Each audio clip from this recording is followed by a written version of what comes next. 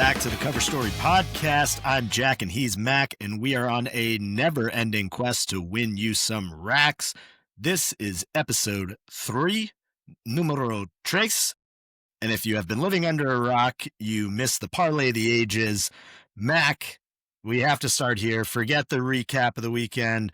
We'll touch on some things, but the story of the last, call it, 72 hours or so here. We're recording on Wednesday evening, as always. 9-legger.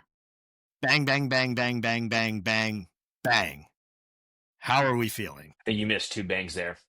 I wasn't really counting how many bangs. I was just going to try to rifle them off and see how we did there. No, that was feeling good, feeling great. It's it's still kind of sinking in. I mean, give credit where credit is due. Obviously, Jack did tee up a lot of those picks, if not all of those picks as well. If it's not known, Jack and one of his buddies does a fun little parlay every week where they pick essentially a winner for every NFL game. I saw that in our social group, and if you're in our social group, you would have seen it as well. I looked at the lineup. I made a few slight adjustments just from what I was feeling, and luckily we were able to cash out on it. Now, also just to mention, out of your 11 picks, Jack, all but one missed, and it was the Falcons. Am I right? Yes, so it was 13 selections, 12 and 1. Yeah, for me. And it was the Falcons that sank us, unfortunately. But yeah, 9-leg Moneyline parlay, 500 into $27,000. Absolutely nuts. There was talk of cash out. There was talk of hedging. Monday night, Seahawks, Texans, Seahawks hosting Houston. That was the final leg. I believe the cash out was up to $15K before the game. Correct. Yeah, it was at like 14. It was like 14,900 something. Okay. That 24. I would say 24 hours really. Yeah, to Not a stew little, all day Monday was wild. I mean, the whole Sunday night, just kind of looking at that slip, I couldn't sleep, and I immediately started talking to other friends and family members. I even talked to my parents at one point that night, and then of course confided and talked in depth with my fiance of like what's the right call. Every single person, I'd say, if not majority, all were saying to either cash out, or the ones saying cash out are not too familiar with sports betting. The ones that are familiar with sports betting were, of course, saying hedge. So I was, in fact, really leaning in on hedging. And to the point where I have a bet limit set for myself on DraftKings. And in order Gamble for me responsibly. Exactly, we always gamble responsibly here at the Cover Story. And I couldn't bet the amount I wanted to bet for the hedge that I wanted to hedge. So I ended up creating a FanDuel account and sent over the money in FanDuel. It's sitting there. I have the hedge from Houston queued up, and for hours I was just staring at it. I didn't know. I figured, you know what? Maybe let's just see what happens at kickoff. See if it goes up. Seattle, I believe, I don't know if they got the ball first, but they scored first. So of course my cash out went up, the hedge went up, and I at that point was like, I could still be safe here. I could do it. Another Houston drive happened. Nothing came out of it. Seattle went back and I think scored again on the second drive, or maybe it was their third drive. And so at that point, I'm sitting Scored there right at the end of realizing, the first quarter to cash yeah, my first quarter parlay. JSN 10 yards, there it catches an is. 11-yard touchdown. God, we love a first quarter parlay. Absolutely Yeah. love it. But no, at that point, I don't know. It just felt like this is it. This is right. We have to let it ride. We have to just have full, complete faith in our gut and our instinct there. And it definitely helped. For those that didn't know, I actually live streamed my entire watch or viewing of it. Granted, we can't show the actual game, so it's just me staring at a game cast.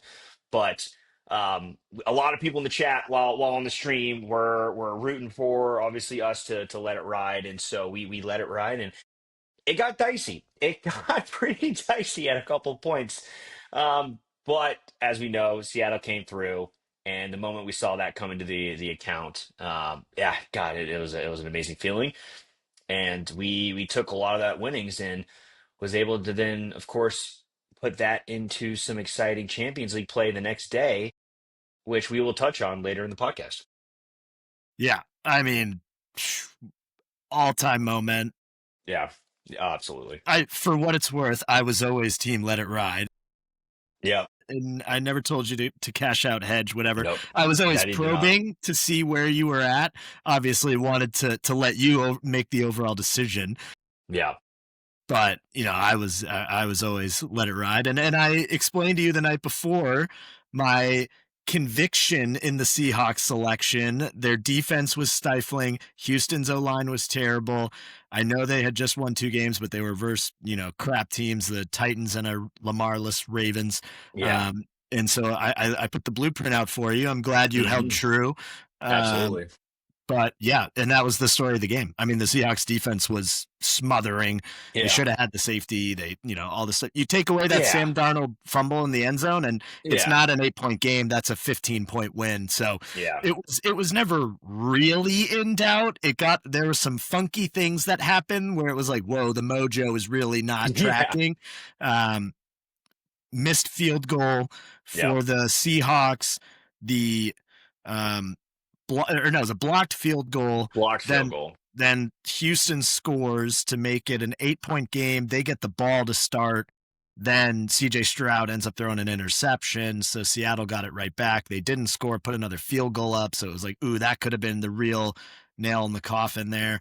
Cooper Kupp throws an interception. Like Yeah, just that was, oh the my God. stars were starting to misalign a little bit. But yeah, all-time moment. What a way. I mean, what a way to end the week on Monday night. The 10 o'clock game too had to just stew all day for Oh that. my God. I mean, I was sweating. I mean, I went through, I think, 2 different shirts throughout the day. For those that were watching the stream, I mean, it was just a puddle of sweat the whole entire time. But God, it was electric. Yeah, biggest win of my career in this, I would say.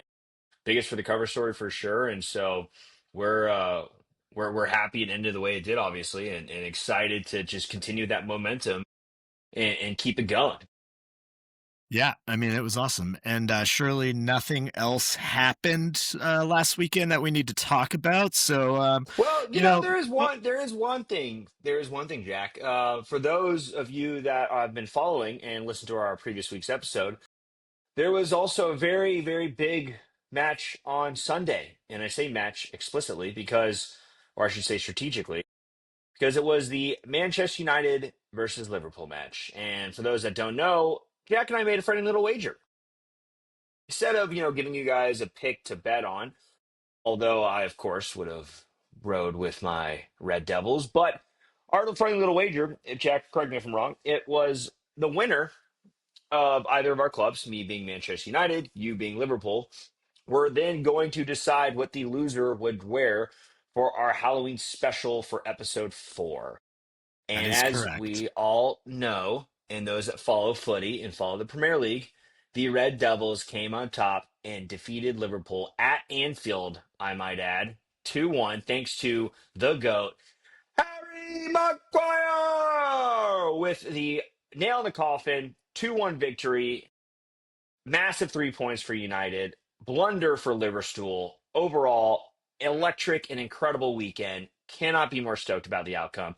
And I will then be deciding on what our friend here, Jack, is going to be wearing on next week's episode. So, feel free to comment on this, whether you're watching a clip on Instagram or anything we post on X, TikTok, if you're following on YouTube. uh, we're on for Spotify, Apple Music, all the above. Share your thoughts and comments. I have some ideas in the chamber, but would love to get your thoughts on what Jack should wear for our Halloween special next episode. Yeah. Okay, that was lovely. Luckily, I didn't watch the game because I was out on the golf course all weekend long. So I Oh, you was poor thing. enjoying the wonderful confines of Connecticut Country Club. But yes, Very nice. everyone will be on the edge of their seats all week, I'm sure, awaiting what illustrious costume Mac is going to have me don next week. So stay tuned for that. But none of you really care about that. What you do care about is selections, picks, analysis, and that's going to take us to this weekend's college football slate. Now, if I'm being honest, not a lot of great games on the weekend. If Mm, you are watching on YouTube, you'll see that I am donning another Missouri hat. We will get to the Tigers shortly, but we're going to start with a top 15 matchup, the first of the weekend. It is number 8 Ole Miss at number 13 Oklahoma. The Sooners are getting 5.5 points, minus 5.5 for Oklahoma, and the over-under is sitting at 53.5. Ole Miss coming off the loss to Georgia. Oklahoma is starting to kind of take shape once again after the loss to Texas and a bounce back week against South Carolina. But I am going to ride Lane Kiffin and the Rebels this weekend. I like the quote unquote upset, not in the rankings, but with Vegas favoring Oklahoma by 5.5. I'm actually going to say take your points and shove it. Give me Ole Miss on the money line plus 180. I think they are the better team. I know Oklahoma's defense is superior than Ole Miss's unit, but if you watch that Georgia game, they were moving the ball like crazy. Georgia couldn't stop them at all until the fourth quarter. They took their foot off the gas. Honestly, I wasn't sure what Lane Kiffin was doing with a lot of those play calls. yeah. But Ole Miss getting outscored 17-0 in the fourth quarter. That was the storyline of that game. So I think they're going to be really putting the hammer down. And I think they come out of Norman with a win. Yeah. And God, you got to love that money line. I mean, plus 180 as it is, what we're seeing as we're recording. That in itself is just enticing enough that you want to just throw it on, especially knowing what we know about Ole Miss and what we know about Oklahoma. I noticed, OU did come out with a win. I believe they were home against South Carolina, or was that in South Carolina? Uh, I think they were at home as well. I believe you're correct. Yeah. So I mean, and look, it wasn't anything like convincing. They only won 26-7. Kier didn't look all that impressive. I mean, he went 18 of 26, 150 yards, one touchdown. You know, that's not really a resounding win against an unranked Gamecocks, right? Who's 3-4. So I think just even looking at that too, and the way Ole Miss was performing, I mean, they were looking like one of the best teams in the country that first three quarters against Georgia. So that line to me is more than enough evidence that I want to lay the law down and go full bull on Ole Miss. So I will be backing Ole Miss with you as well. Love that. Love that. We have another SEC matchup. You're going to get a theme here this weekend because we are Mm, focusing on the 3 ranked matchups, and all 3 of which feature SEC teams. Number 3, Texas A&M, still the undefeated Aggies, are headed to Death Valley, play number 20 LSU. A&M, the road favorites, minus 2.5. Over-under sitting at 47.5. Again, all of these numbers are at the time of our recording. And I'm just going to go ahead and say I have no idea why LSU is still ranked. I mean, mm. their 2 losses are to top 10 teams, Ole Miss and Vanderbilt. We just touched on Ole Miss. We'll get to Vandy here in a second. But they're ranked 20th. They haven't looked very good. They haven't beaten anyone. They scraped by Clemson, and Clemson, as we all know, is the pumpkin of the year. They are not the Cinderella or the belle of the ball, if you will. And then, they beat South Carolina and Florida, each by the score of 20-10. You just touched on South Carolina not being that impressive. Florida just fired Billy Napier. Garrett Nussmeier and that offense has struggled. I know the defense is rather stout. I just have no idea why LSU is still ranked. Probably a little SEC bias there in the AP Yeah. poll. But yeah, I'm not really understanding that one. So I'm going to take A&M minus 2.5 on the road. Yeah. No, I mean, with that low of a spread and just what we know of both teams, I feel like that's pretty sound logic there. So I'll be following you in that as well. Yeah, I think that's the smart play. I mean, just highlighting some other 2 lost teams around the NCAA here. Illinois, their 2 losses are to number 1 Ohio State and number 2 Indiana, and they rank behind LSU at Yeah. 23. Yeah. The AP poll is what it is. I think everyone knows there's a lot of holes in that. And we're coming up on some college football playoff rankings. And I did, in fact, see my first here's what the playoff would look like graphic. And I Mm, just got a little tingly. I felt it, and I was like, ooh, give me more of that. Where's yeah. Mizzou going to slot? Who are we hypothetically playing? Oh, yeah, it's fantastic. We're going to head down to Nashville. Number 15, Missouri at number 10, Vanderbilt. Mm, Commodores -2.5, over under 51.5. This is college game day. ESPN and the gang will be down there. And your boy will also be boots on the ground to see this top 15 SEC yeah, buddy. matchup. It is a do or die game for both teams. Very much believe this is going to be a must win on either side. Obviously, both teams coming in with one loss. It is to Alabama, in fact. So, common opponent. They both lost to Alabama, and they both lost to Alabama at home. So, Hmm. very interesting. Yeah. Um, Vandy's lone win against a ranked team is against LSU. You know, we literally just talked about how we're not really sold on the Tigers there, and you know, Mizzou, they have yet to secure a ranked win this year. I will say that, but touching on it, this is a must win for both teams. We have A&M and Columbia, and then Oklahoma on the road on the schedule left. Those are two Mm, very difficult games. So I don't think having 3 losses, if you drop another one out of that combo, is going to get you in. And Vanderbilt has Texas next week on the road, and they play at Tennessee to end the season. So both teams have 2 very, very difficult matchups to end the year. So I think this one is do or die for both squads.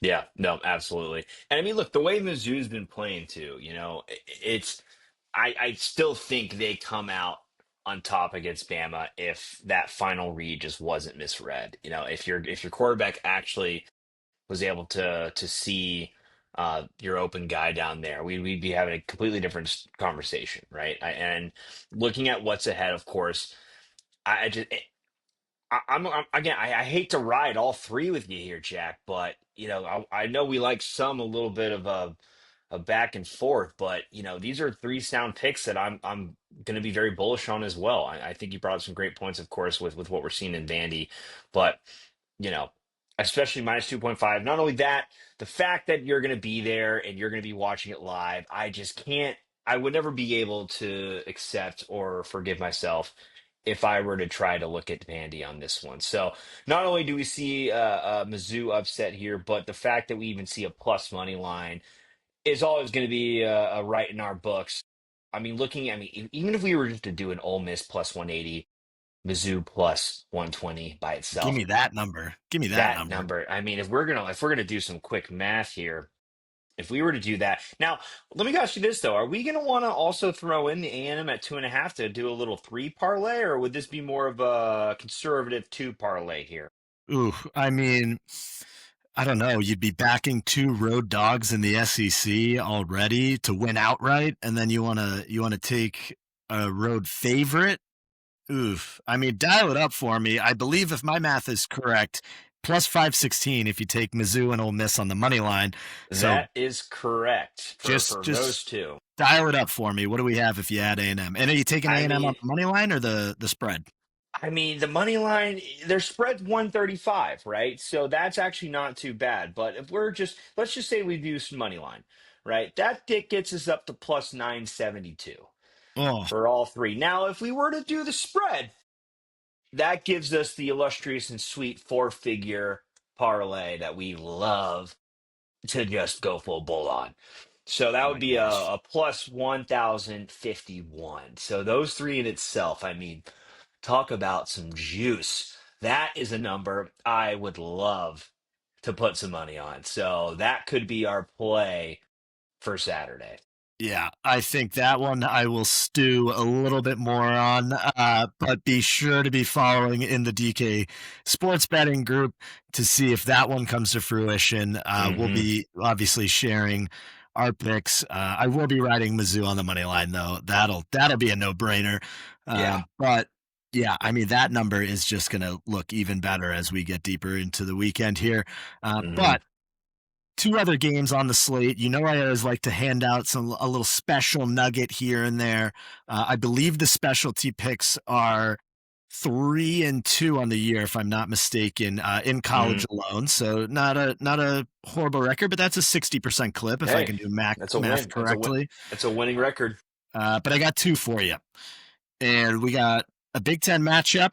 It is going to be Nebraska -7 over Northwestern. Take the Ooh, Cornhuskers to cover that touchdown spread. They did just get embarrassed by Minnesota last weekend, but I have some stats for you here, some data to back up this pick here, Mac. Are you ready for some yeah. numbers? I definitely need some numbers because I'm a bit surprised to see you leaning towards Nebraska spread there. Yes. So in the loss to Minnesota, Dylan Raiola, quarterback of Nebraska, was sacked 9 times. That is never a winning formula. Northwestern, now they are 5-2. They Hmm. are the not talked about team in the Big Ten. I will say that. Obviously, Yeah. you have the powerhouses of Ohio State, Oregon, Indiana has been, unbelievable at the second ranked team in the country. But they have 3 straight, including a win over Penn State, which ended up getting James Franklin fired. Now, I gave you that Dylan Raiola stat, 9 sacks in the Minnesota loss, because Northwestern has 11 sacks over their 7 games this year. So, Okay. not exactly a team that gets after the quarterback. They drop a lot in coverage, and they also just are not able to beat a lot of the offensive fronts. In fact, one of their defensive tackles has 3 of those 11 sacks. So, Oh wow. if you can stop him, you're probably keeping the quarterback upright. I think this is Hmm. a bounce back game for Nebraska. I think Matt Rule is going to be able to game plan this one. So I will take the Cornhuskers to cover the touchdown spread. Okay. I again, I'm not going to be the most data driven when it comes to college football, more so just being that I'm not well versed.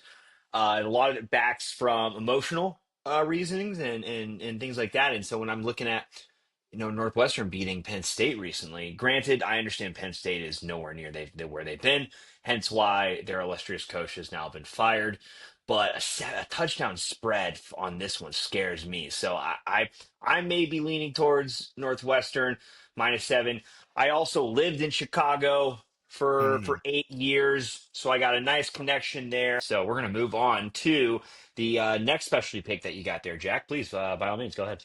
San There we go. Diego State and Fresno State going to the Mountain West, your Mountain West, Mac. And we are going to take the Aztecs of San Diego State Mm, to cover a field goal -3 over Fresno State. The Aztecs are 4-0 against the spread in their last 4 games.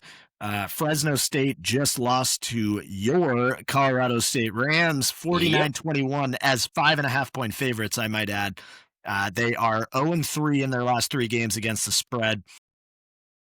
San Diego State, I talked about winning formula with Northwestern and Nebraska. San Diego State's winning formula is suffocating defense and a heavy ground attack.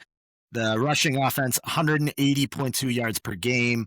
Their defense only allows 259 total yards. They hold teams to under 100 yards per game on the ground, just over $160 through the air.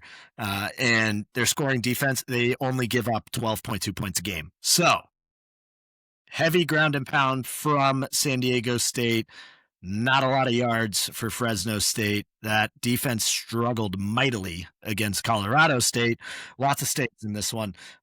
So, yeah, give me San Diego State -3. That is the other specialty pick. And if you want to get spicy and parlay Nebraska -7 and San Diego State -3, that comes out to +276. Oh, well, I definitely love this San Diego State pick. I watched them play against us, in fact, at Colorado State, in which they absolutely destroyed us. Now, granted, my alma mater has pretty much bar none of a football program these days, so nothing impressive on that front. But the fact that the Rams, absolutely smoked Fresno State. I am right there with you. I think San Diego State's going to easily cover that spread, especially based on the facts and data you just provided there. So I will be riding with you on that one for sure. Love it. Okay, so that wraps up the college football spread. Mac, why don't you take us to tonight's Thursday night football game? Vikings at Chargers, -3 for the Bolts, over under at 44.5. What's your lean on this one? Yeah, I mean, both of these teams got absolutely dummied on Sunday, right? And so Yes. it's difficult to say that I have a heavy favorite. Having said that, though, the fact that we're only getting 3 points for the Chargers makes me want to go heavily in on that. So with that kind of a spread, if they gave the Chargers even like 6.5 or 7, that would be a bit of a toss up for me, but I think that they're giving him a field goal. I'm all for that. I also think Chargers have a really good bounce back weekend. I think they're going to be coming out strong. Herbert's going to be slinging that thing. Quentin Johnson is going to be catching the rock left and right. I think Lad McConkey is going to have a hell of a game as well. I think overall they are going to be tossing that rock throughout the field in itself. So I love Chargers -3.5. Over under at 44.5. I, you know, I don't know. I'm probably not even going to touch the over under. I think the -3 in itself is good enough for this game. Um, if we are going to start looking at doing some outright winners on a big parlay again, Chargers would definitely be in that slip for sure for me. Yes, I'm going to be with you on that one. I think the Chargers are going to take this. I do like the 3 points as well. I think they can cover that. Um, for me, it comes down to quarterbacks. Justin Herbert versus Carson Wentz. I believe they're still waiting on JJ McCarthy. His quote unquote 2 week high ankle sprain has now turned into a 6 week injury. Yeah, You wonder, A, the severity of that injury, or B, they're just really hoping that McCarthy can sit back and learn a little bit more. So that definitely scares me in the fact of the Vikings. I do think the Vikings defense under the tutelage of Brian Flores is a strong unit, but overall, like you said, I think Quentin Johnston, Lad McConkey has seemed to found his form again. Kamani Vidal on the ground. Jim Harbaugh loves to pound the rock as well. So I like the Chargers on Thursday night, short week. Yeah, I think coming off big losses on both sides, I think the Chargers are going to get right. Now, Sunday Night Football features a team that helped us win a good amount of money on last Thursday night. So hopefully everyone hmm was tailing those Thursday night picks. Packers -3 in Pittsburgh, over under 45.5. I think the Packers are the better team. The Steelers are going to be the Steelers. They'll finish, 9-8, 8-9, whatever it may be. They might sneak into the playoffs, but yeah, that defense looked terrible on Thursday yeah, night. Old man Flacco was just shredding them with the yeah. Bengals. So yeah, I'm going to lean the Packers -3. I think they are actually one of, if not the best NFC team. Um, we'll touch on maybe another sneaky one later on who might be a premier NFC team. But yeah, I'm going to ride the Packers -3. I I feel like you have to at this point. I mean, the Steelers, oh my God. For those that know our typical format with these kind of picks, right? Not just NFL, but with all, we do it a lot with footy as well. We love to provide a 2 unit, a 1 unit, and a point five. If anyone followed us for our picks on Thursday Night Football last week, and anyone that tailed, they would have tailed our 2 unit, our 1 unit, our point five, and you would have then hit all three on Thursday Night Football. The first time we have done that here at the Cover Story in the month or so we've been doing this. It was an extremely profitable night for us. Not only that, our exclusives hit as well. We hit first quarter bets, we hit other additional prop bets. It was a hell of a night. And the irony of it all, Jack and I weren't even watching the game. We'll explain a little bit why, probably injured momentarily. But overall, I think you got to go with Packers. On that defense with Mike Parsons, I think is still trying to figure it out. That game on Sunday got dicey. Mm, I yeah. That was the game that I needed to keep the $27,000 parlay alive. I was starting to look at hedging halfway through the game. I was looking at all these different variables that were very scary, but they pulled it off. They came back, and I think that's in itself shows that this is a team that is going to have grit. They're going to have determination. They will fight back. And so I hate to say it as a Cowboys fan, but Packers do look pretty good right now, and I will be backing them at -3 as well. Also, another team we may want to add outright potentially, maybe not. I'm still on the fence about that if I want to add them to a outright winner parlay, but at least if I want to go spread on something smaller, Packers -3 for sure in my books. Now, over under at 45 and a half. I mean, if we could see another shootout like we saw last Thursday, and 45 and a half is not too bad. So I could even be leaning towards the over on that one as well. But -3 definitely right up the alley. Yeah, I think it's a sneaky good over. Alluded to the Steelers defense just being brutal. I think the Packers secondary has a lot of work that they need to get done. Hmm. When that front cannot get home, they are susceptible to some coverage lapses downfield. Hmm. So yeah, I think a solid, very comfortable 27-20 win for the Packers could be a great number to target. Um, Okay, moving on to our other primetime game. If you've been listening for the first 3 weeks, you know this is how we run down the NFL. We go through the 3 to 4 primetime games, if not the London games as well. But we're going to touch on Commanders at Chiefs in Arrowhead. Chiefs getting 10 points, -10, over under 47.5. The Chiefs have rounded back into form. Rashee Rice returns 2 touchdowns. The trio of Hollywood Brown, Xavier Worthy, Rashee Rice looks to be one of, if not the best receiving core that Patrick Mahomes has had in a good while since, the Tyreek Hill days. You also have, Grandpa Kelsey out there still trudging through the middle of the field. Um, 10 points seems like a lot, but Yeah. if you watched the Commanders game last week, you will know that it could probably be 20 points because that team looks in complete disarray. They're very banged up, I will say that, but the defense is old, the defense is slow. The Chiefs are built on speed at Arrowhead. I mean, Monday Night Football, that place I have been to in a primetime game. It's electric. Yeah, I'm going to take the Chiefs, and I'll even bite the bullet and take the double digit cover. So give me the 10 as well. Yeah. I mean, if we're just looking at historical performance between these two, even at -10, you kind of almost feel like you can easily take that with confidence, right? I mean, I will say that Commanders game on Sunday, I wouldn't necessarily put it as a fault to the Commanders defense. I just think they went up against one of the most elite offenses in the NFL. Who might that Um, be?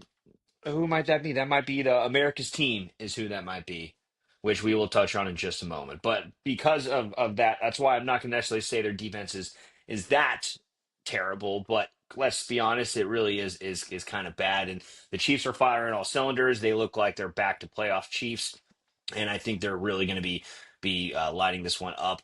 I will say though, even at taking Chiefs -10, I might even take the under in that one. I don't think it's going to Hmm. be that crazy high scoring affair. Now, I may have, this may be contradictory, right? Go with a double digit spread, but also go with the under. I mean, who would ever do that?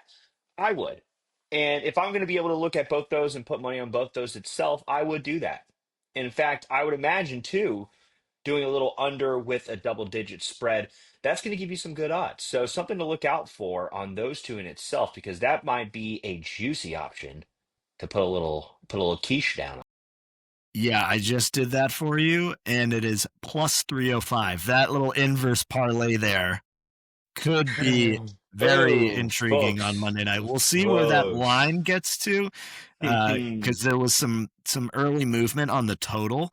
So Yeah, we'll see where that ends up, but if it yeah, gets over any key numbers there. But yeah, as it stands, plus 305 for that one. So keep an eye on that. We'll see how we the love weekend that. goes. Maybe we have some house money to play with. Could get a little fun with that. Um, Absolutely. okay, so that wraps up the prime time.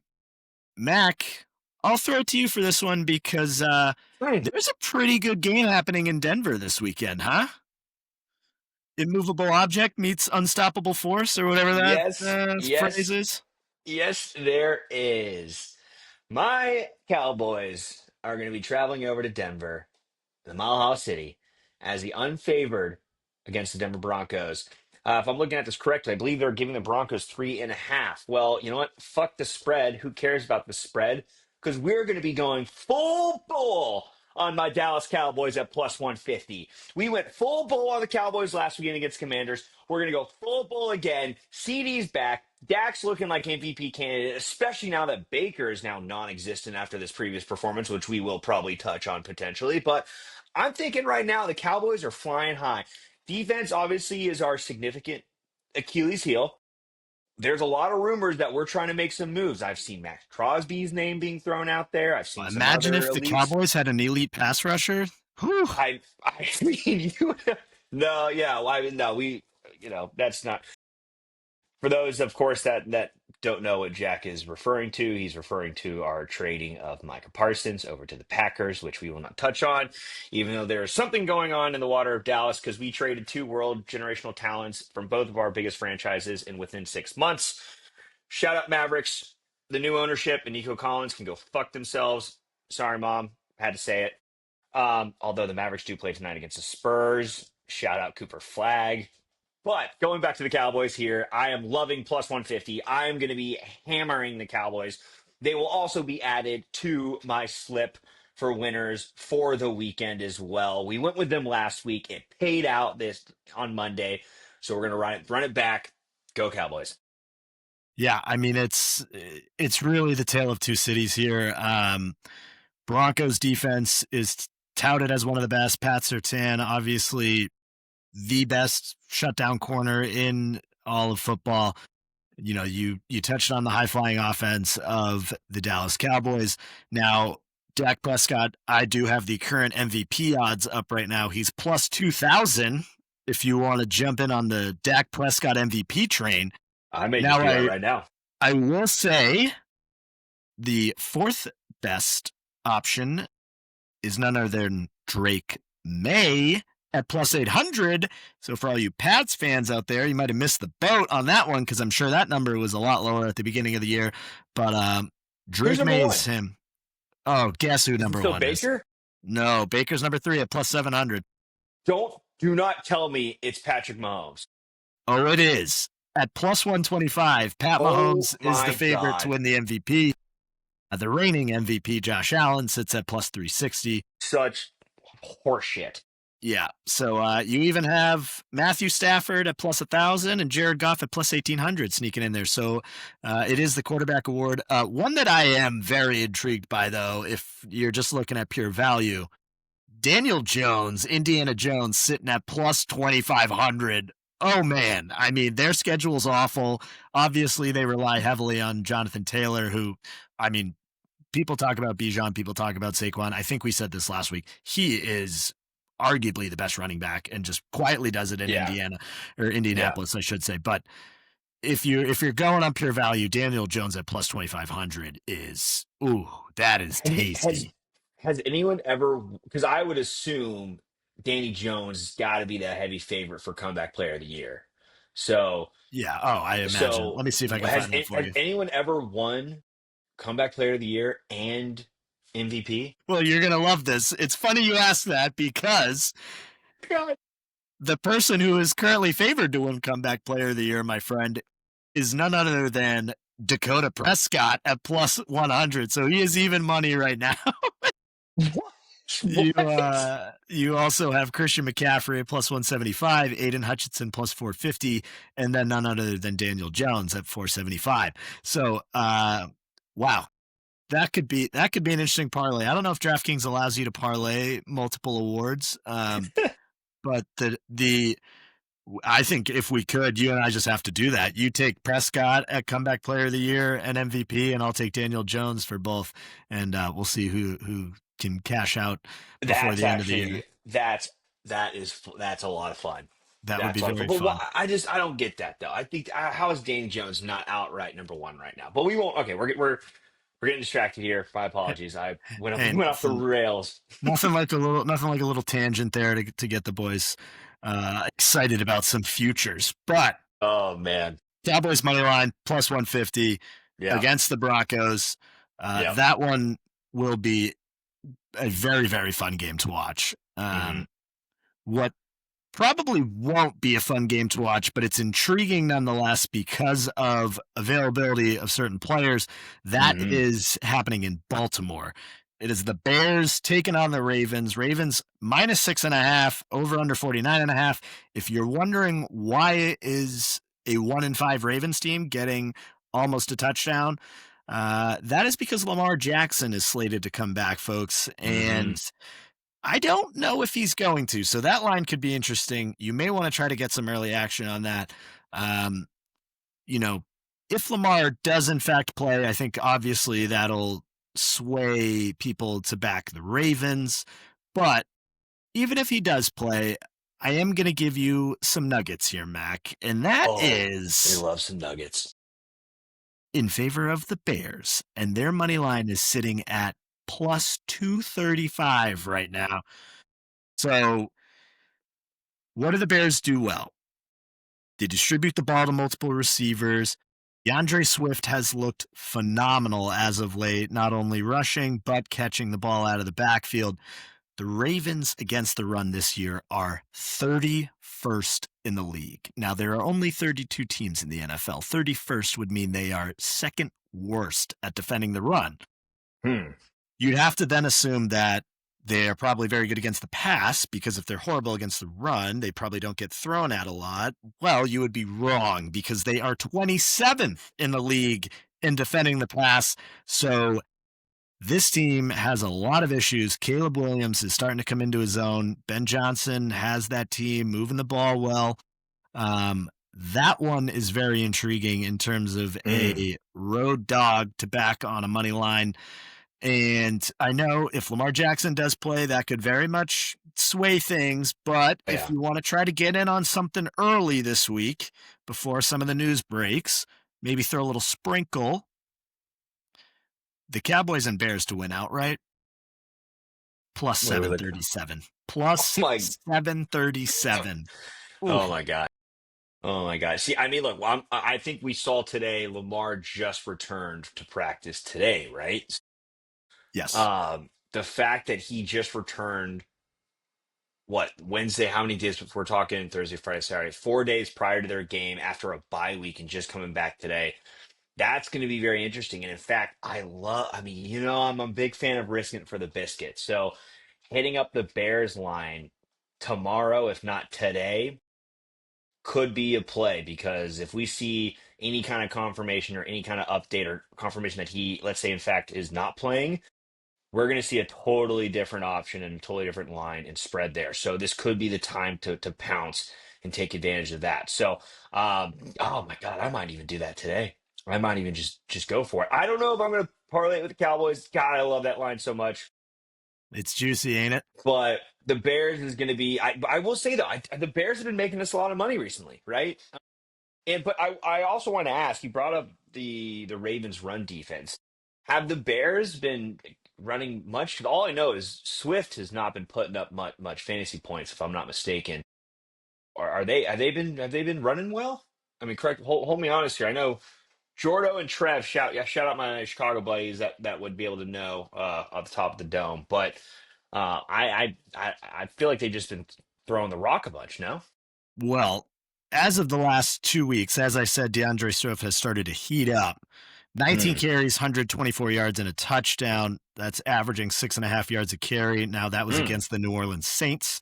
yeah. Um, the Commanders the week before, he had 14 carries for 108 yards. That's 7.7 a clip. He also Nice. parlayed Yep. that with one reception and two receptions. So he is starting to come into the fold here. And I mean, we Okay. touched on. I mean, you can say those are bad teams if you want, but the Ravens' defense is Right. Yeah, that's awful. exactly. No, that So I stand corrected. So yeah, they are in form on the ground. So that in itself helps out, I think, leaning towards the Bears then. I mean, oh, God, now I really want to actually hammer the Bears. All right, we're going to be looking at that today. That's going to be an exciting one. If you're in our social group, you may see a couple slips of just Bears outright early on there, because that would be an exciting line to be able to cheer for. yeah, it'd be a good one. Um, we've touched on a number of potential money line parlay plays. Um, I have one that seems to be pretty solid, pretty solid. It is a 4-leg, so not Hmm. of the 9-leg variety, but it does involve some teams that I think are either trending in the right direction or really need a win this week. And we're going to start with the really need a win this week. That is the Buffalo Bills. They're coming off a bye after back-to-back losses to the Patriots and the Falcons in prime time. Look, they get the Panthers. I don't care if they're on the road. Bills have to win this game. This is a scheduled loss for the Panthers, if you will. Bills coming off a bye week. Probably didn't know they'd have 2 losses in front of it, but Sean McDermott, Josh Allen, James Cook, they're going to come correct. Hopefully they got some guys back after the bye. They can get healthy, but yeah, Bills need to win this game in order to keep pace in the AFC East with the aforementioned potential MVP candidate, Drake May, and the New England Patriots, who is going to be my second team in this Moneyline parlay. Now they are taking on the Cleveland Browns. The Browns stink. I know Quinshon Jenkins had a great game. He looks like to be the real deal. But I find it hard to believe that Mike Vrabel is going to let Dylan Yeah. Gabriel beat him. So the Yeah. Patriots will also be featured. And now this goes to teams that are trending in the right direction. I mean, the Patriots are obviously trending in the right direction, sitting at 5-2. They've won 4 straight games. Mm. The Philadelphia Eagles. This has revenge game. They might win by 40. They take on the Giants, who they lost to on Thursday Night Football a couple weeks back, 3 weeks back, if I'm not mistaken. That offense put up a boatload of points against the Minnesota Vikings. We talked about how they got trounced.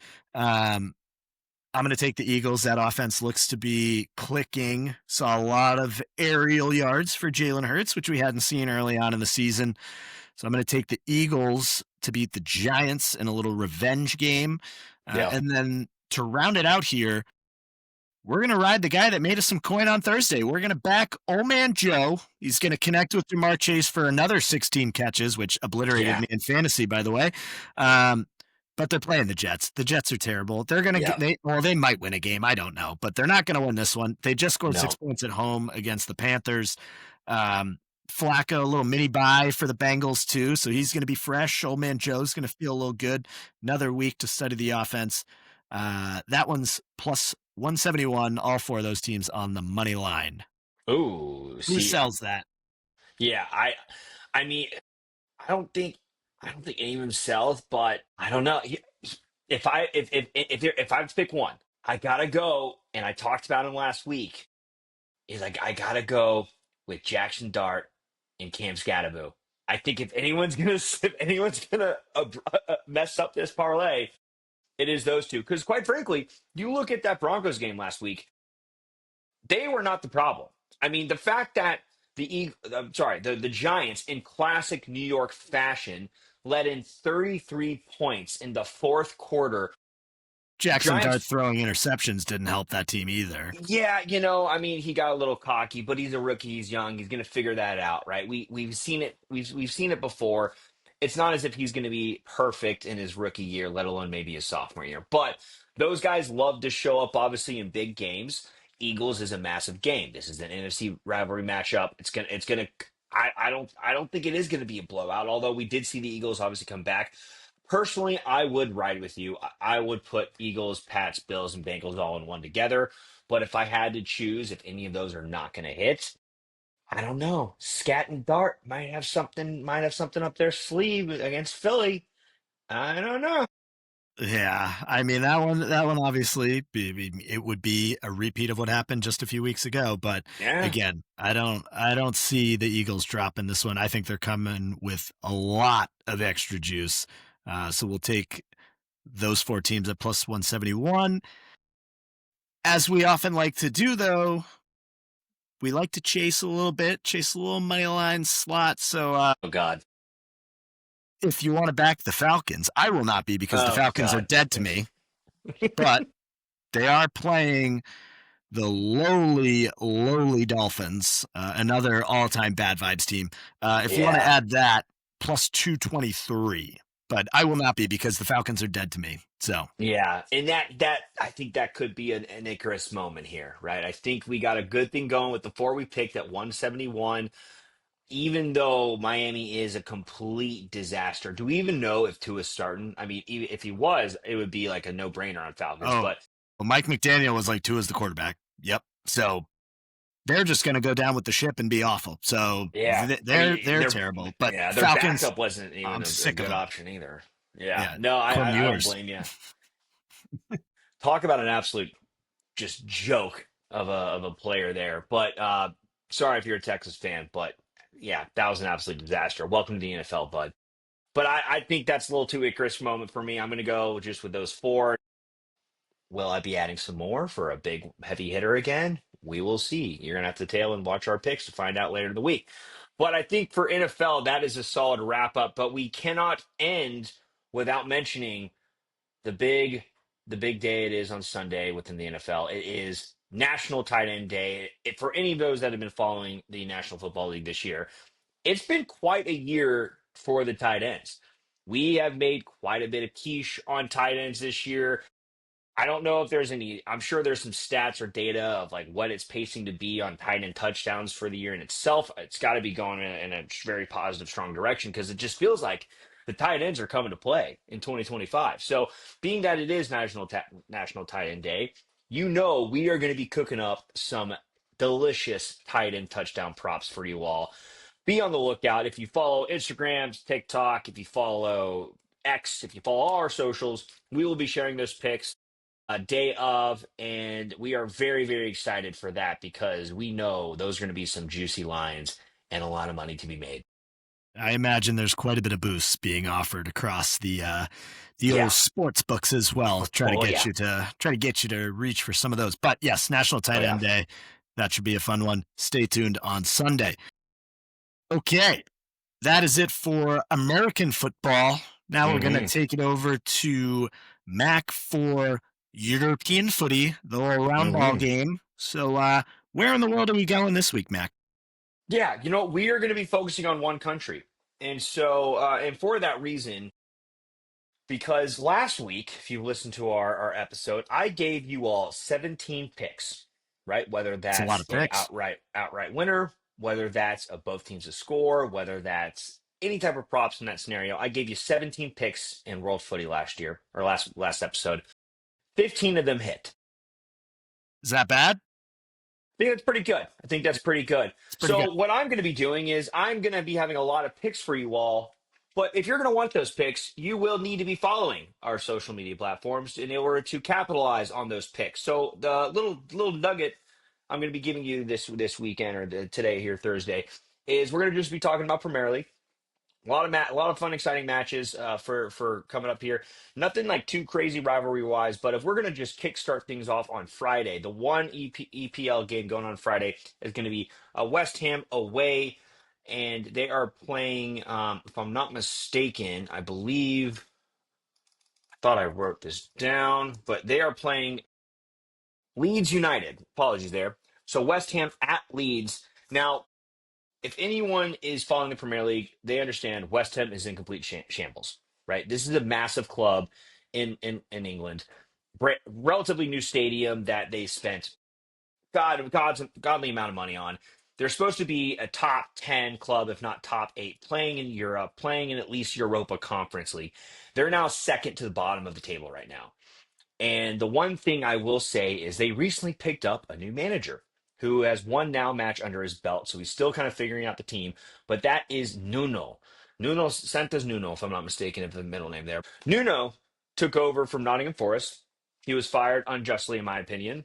Nottingham Forest owner is an absolute maniac. And he's going to take over this club. He's one match in. I think they actually are going to start clicking a little bit here. They still have good talent on that roster. Bowen is an England national player. I don't think they're going to win, but their line for double chance is pretty decent at minus 110 last time I checked. Now, I'm not full bull on this. I'm just, if you want to get some Friday action, that could be something you want to sprinkle some on. The big ones I'm going to be looking at, though, this weekend are going to be on Saturday and Sunday, of course, one of which is my club, my love, Manchester United, playing at Old Trafford, and they're playing against Brighton. Now, Brighton has been a sneaky good club this year, and I say sneaky. They've always been consistent, right? They've been consistently a very strong team, good management, good players. There's a reason why we wanted to drop almost 100 million on their central midfielder Balaba, and they have good talent. They are in very good form, but coming off of a massive win in Liverpool, I would almost always say fade Manchester United. Every time we have a big win, we go and we show up the next week and we lose outright every single time since the Ferguson era. But Ruben Alvarez, I do truly think, is now starting to get his fingerprints on this club. I think the locker room is starting to back him. I think the fans are starting to back him. I think we're seeing, as stubborn as he is, and he won't change his ways, things are starting to click. You saw it on Sunday at Anfield, and for us to be at home at Old Trafford, in which we have now won, if I'm not mistaken, three, if not four matches in a row at home, we're at plus 105. I'm gonna actually go ballsy here and hammer and go with the gut. I usually not a fan of betting my own team because if they don't win, it ruins the entire weekend for myself. But we're doing it on Saturday. We're gonna be betting Manchester United at home at plus 105. That's gonna be a great line in as well. And then on top of that, we're gonna complement that with a liver stool or Liverpool, if you want to get the correct term. Liverpool's playing away at minus 140. Now, that's minus 140 as of today. That line could potentially be going down more because of how they showed up yesterday in Champions League. I mean, they looked like they were back to their normal self. I think a big part of that is because they started Isak as well as Nteke, both up front. Those guys look really well together. Nteke, of course, on the score sheet as well. But if that still is 150 or less, parlaying Man United and Liverpool together, I think would give you a really good line. Looking at those, if you want to go with the three team, like I usually love to do, throw in Man City on Sunday away as well. That's only at minus 110. So if you look at Man United, Liverpool, Man City, those three together, really good line on that sense. That's going to be my three picks for Premier League. And again, if you're looking at all the other countries, you're looking for picks. If you want to tail what I was able to predict like I did last weekend, I will be posting all of those as well. But biggest match of the entire weekend throughout the entire world, of course, is going to be on Sunday, El Clásico. That is Barcelona versus Real Madrid. It's going to be playing. Barcelona. Barcelona will be playing Real Madrid at Real Madrid at the Bernabeu. If you had to pick an outright winner, probably Real Madrid. Barcelona's still a little banged up. Lewandowski's now injured. Rafinha's now injured. However, Lamine Yamal is back. He actually scored in their Champions League on Tuesday. Marcus Rashford had a brace as well that match. They looked very good. Meanwhile, Real Madrid squeaked out a 1-0 victory against Juventus yesterday. So it's a toss up. Both teams to score is always going to be a safe bet. You might not get the best line there, but that in itself will just be a great match to watch. I have three, if not four, juicy lines for across the pond. Some are going to be in France, some are going to be in Italy. But if you want to tell those picks, you will have to follow the cover story on our social media platforms to get those picks to be able to make some cash there. And that's going to be wrapped up for our European play for the weekend.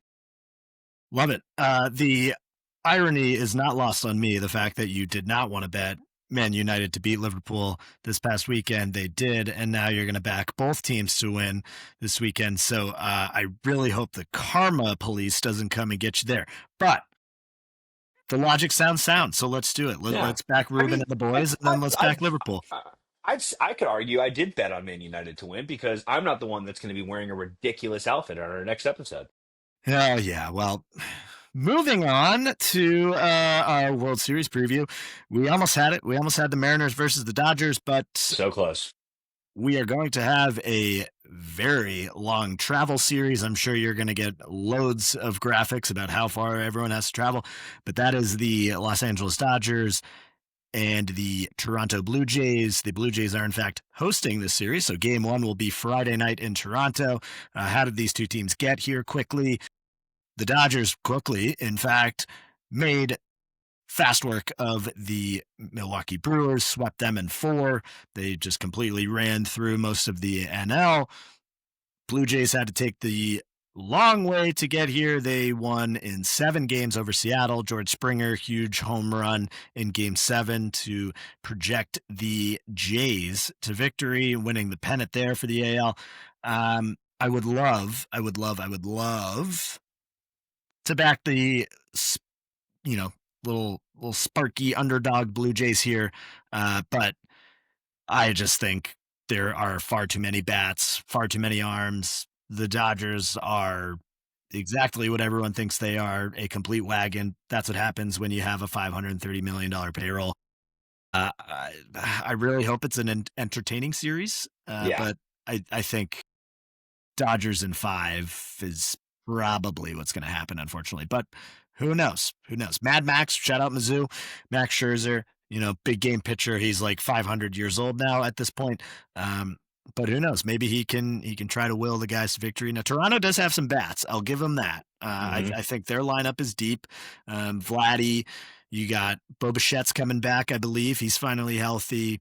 We talked about Springer. Addison Barger has had a great year. Dalton Varsho. So there is some life in that Toronto lineup, but I mean, there's literally no holes. You cannot pitch around a single person in the Dodgers lineup. So I think they're just going to be too much. Yeah, no, I'm pretty much just aligned with you on all of that as well. I think Dodgers in 5 is spot on. That's where I have them at as well. Uh, they're just this is the team I honestly see winning 3 in a row. I think they take this year, and then I think they take next year. It's just it's and you hate to see it. It's just it's not fun. But that's a whole different conversation. I agree. Dodgers in 5. I hope it's exciting. I hope it goes the distance. I hope the Jays can put up a fight here for the sake of Toronto, but I just can't see it happening. Yeah. Yep. It's a tough one. Uh, the NBA started on Tuesday, so Yeah, I guess that's cool. Um, yeah, we all know that the NBA season really doesn't start till Christmas, and in reality, it yeah, really doesn't start till the second round of the playoffs. So, yeah, not a whole lot to touch on there, but pay attention yeah. to the social group, and you might see some NBA plays going in there. I did win my first play, so if you tailed that, the exclusives had that one nice little 3-leg. I think it was like a plus 165 or so, just a little Oh yeah, very nice. little easy one to get the boys started. Had to get in on opening night, of course, but Yeah, yeah, no, that's really all I got on the NBA. yeah, I have nothing for the NBA. I've always said it. NBA, MLB, and NHL regular season games it's an absolute coin toss, right? You can look at all the data, you can look at all the historical performances, everything you need to rely upon, and you're going to hit the broadside of the barn maybe 5 out of 10 times, right? So I'm not. I'm gonna watch the games. In fact, I was able to get 3 months free thanks to DraftKings. Shout out DraftKings. So I will be watching a lot more games, but more so, I'm just excited that I can watch my Mavericks now on every single one of their games because it is kind of exciting right now in Dallas with Cooper Flag. But yeah, you won't be getting NBA picks from me. You won't be getting a lot of NHL picks from me. We love the sport, but betting on a regular season game is just, in my opinion, historically, you're lighting money on fire. I mean, I threw down, I think, 3 different parlay and prop parlays last night on the NBA for the opening night, and I lost all of them horrifically. So that was my reminder that this is why I don't bet on the NBA mid-season because I basically just throw away all my earnings from the other sports that we are hitting. So God's back. It's going to be great to watch. Great to be able to root our teams back on again. But that not going to be my cup of tea. NHL again, love watching it. Love seeing my stars, although they lost last night, I think, to the Blue Jackets, embarrassingly. But I think that's going to tee me up for our final point here is for those that don't know, Mr. Barlow next to us, born and raised Bostonian, had a pretty big night last night. And for those that don't follow the NHL or familiar, the Florida Panthers came over here to Boston, which means the illustrious and legendary Brad Marchand made his return to the TD Garden, one of which we know Jack was in attendance. family has season tickets. He's able to obviously go to these games, but this one was a big one, an emotional one. Jack would love to just hear your experience on that one. Yeah, yeah. I mean, it was a misty night in the Garden. I will say that. Seeing Brad buzzing around, it was a typical Marchand game. you know, does his usual warm up, stays out last, did an extra lap for the fans. People were, going crazy. It was for a Tuesday night, as we said, we're recording this on Wednesday. So for a Tuesday night, it was very full for warm ups, not typically how it works during the week. So people were there, early. He gave a good salute to the crowd.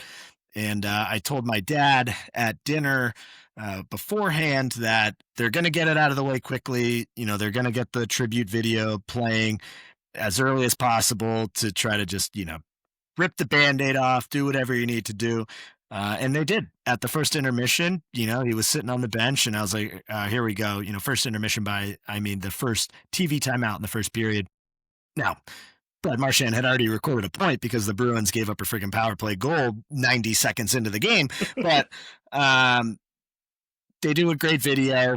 It's about Yeah, 2.5 minutes long or so. yeah. Marshy's on the bench. He's doing okay. He goes, all right, let me take a lap. Gets off, salutes the crowd. His kids come on the screen Oh, in a couple clips. That's, I think, where he started to lose it. He was emotional. He was crying, saluting the crowd. I got a little misty. It was a lot. He got back to the bench and it looked like the emotion kind of overcame him. He was obviously visibly moved by the reception of the fans. yeah. Game goes on immediately. Bruins are losing, by the way. They're getting absolutely dog walked because they're terrible. Whole stadium's chanting Marshy. It was awesome. He ends up recording another point, and the Bruins fought their way back to tie 3-3, only to have Jeremy Swayman out to lunch and give up a goal with about 30 some odd, 20 some odd seconds left, and they lose 4-3. So not only do they not get a point, they lose in hilarious fashion, like they're probably going to do a lot this year. So yeah, great night. Love to see old Marshy. Obviously, he was my favorite player growing up. He's the only Bruins jersey I've ever owned has his name on the back of it, and probably will be the only Bruins jersey that I ever own. And 63 will be hung in the rafters of TD Garden when it's all said and done. But he's a stand-up guy, great human, and glad that everything's going well for him in Florida. But yeah, it was a great night. Glad I was able to get to that game. And in fact, I'll leave you with this. In 2009, he made his debut at TD Garden and in the NHL, and young Jack Barlow was also at that game. So Wow. 16 years later, we've come full circle, and I actually got to meet him up in a suite after that first game. So Yeah. yeah, very cool moment. It'll Yeah. probably be one of the lone bright spots in what is going to be a very long season for Bruins fans. Yeah. So wow. So Bruins just bottled it, huh? That's what I got out for that from that monologue. Yes. So yeah, I mean, they were terrible for two periods. They showed some life at the end. They pulled the goalie, tied the game up 3-3, and then, naturally just completely folded. And, Jeremy Swayman let a shot go by him, hit the post. I think he thought it went in, just didn't react, and the cage was wide open, and the puck found its way to a very wide open Florida Panther in the offensive zone, because why would we cover anyone wearing a different colored jersey? But I digress. There's about 76 or 78 more games to go, so let's just strap on in. Yeah, don't worry. Cover Story has at least a Stars fan here, so we'll have some positive things to root for in the NHL. But no, in all seriousness, so sick you got to be able to experience that and be able to see that. I know that was a big night for you and for the family as well. So that's and there it is. There's the jersey. Love it, love it. Well, folks, that wraps up episode 3. Thank you so much for those that have tuned in. And of course, be on the lookout for all of our picks and plays coming up throughout the week and weekend. As mentioned, all NFL, college football, footy. We're on every single day. We're posting our picks every single day. We're coming off a bit of a heater here because if you're following us on Tuesday and Wednesday, Champions League made us quite a bit of money. So we are coming off some big wins, and we're going to ride that momentum into the weekend. So we hope for you to be able to join us and make some money with us. That is correct. And as always, be sure to like, subscribe, follow us on YouTube, follow us on Spotify, Apple, hit us up on socials at The Cover Story on Instagram, X, TikTok, you name it. Always happy to continue doing this. And as always, tail responsibly, fade if you dare, and I will see you all in Nashville. MIZ.